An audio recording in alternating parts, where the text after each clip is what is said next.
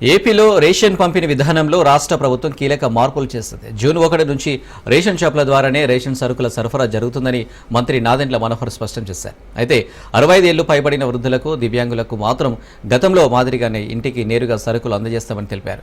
మంత్రివర్గ సమావేశం అనంతరం కేబినెట్ తీసుకున్న నిర్ణయాలను మంత్రి పార్థసారథితో కలిసి నాదెండ్ల వెల్లడించారు.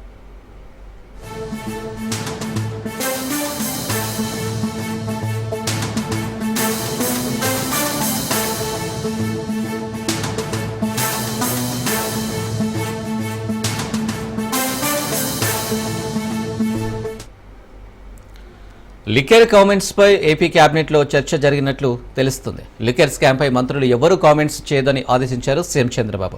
ప్రధాని విశాఖ పర్యటన విజయవంతంపై దృష్టి పెట్టాలన్నారు సీఎం చంద్రబాబు. జూన్ 19, 20న యోగా రిహార్సల్స్ ఉంటాయని, జూన్ 21న విశాఖ యోగా డేలో 5 లక్షల మంది పాల్గొనేలా ప్రణాళిక చేయాలన్నారు. అభివృద్ధి కార్యక్రమాలపై మంత్రులు ఫోకస్ పెట్టాలని సూచించారు.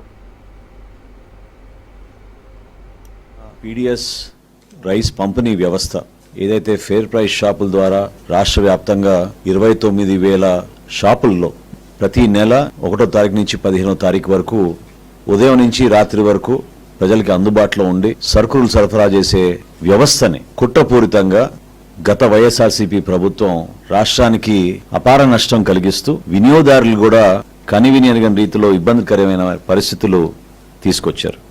ఈ 9,260 ఎండియు వ్యాన్లు ఏర్పాటు చేయడానికి కోసం 1,860 కోట్ల రూపాయలు ప్రజాధనాన్ని దుర్వినియోగం చేశారు. ట్రయల్ ప్రాజెక్టుగా ఇంటింటికి మేము డోర్ డెలివరీ చేస్తామని పెద్ద పెద్ద మాటలు చెప్పిన వారు ఆ ట్రయల్ ప్రాజెక్టు కోసం, పైలట్ ప్రాజెక్టు కోసం మరొక 200 కోట్ల రూపాయలు వెచ్చించారు. చివరికి అంతిమంగా వినియోగదారుడికి చెప్పుకోలేని సమస్యలు. ఇంటింటికి ఎక్కడ కూడా డోర్ డెలివరీ జరగలేదు. ప్రతి వీధికి వచ్చి అది కూడా ఆ ఆపరేటర్ కి ఏ విధంగా అనుకూలంగా ఉందో ఆ సమయానికే వచ్చి ఉన్నంతసేపు ఉండి వెళ్ళిపోయే పరిస్థితి ప్రతి ఒక్కరం కూడా మనం చూస్తూనే ఉన్నాం. మనకి ప్రజల్లో తిరుగుతున్నప్పుడు ఈ సమస్యలపైన వాళ్ళు ఎంతో ఆందోళన చెందుతూ మన దృష్టికి తీసుకొచ్చారు. ఆపరేషన్ సింధూర్ కి రాష్ట్ర మంత్రివర్గం ఆర్మ్డ్ ఫోర్సెస్ ని వారి ధైర్య సాహసాలని అభినందిస్తూ ముఖ్యంగా ముఖ్యమంత్రి గారు with pride I salute the brave warriors of Indian armed forces for swiftly avenging the Pahalgam terror attack.